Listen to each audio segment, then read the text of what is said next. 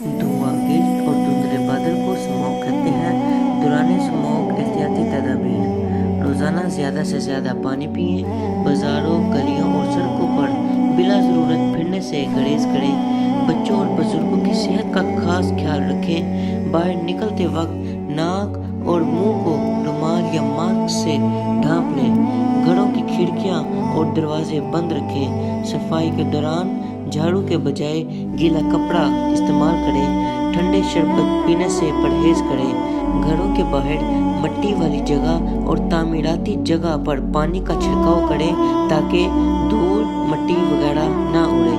घर से बाहर निकलते वक्त चश्मा इस्तेमाल करें और सफ़र के दौरान या बाद में आंखों को पानी से धोएं।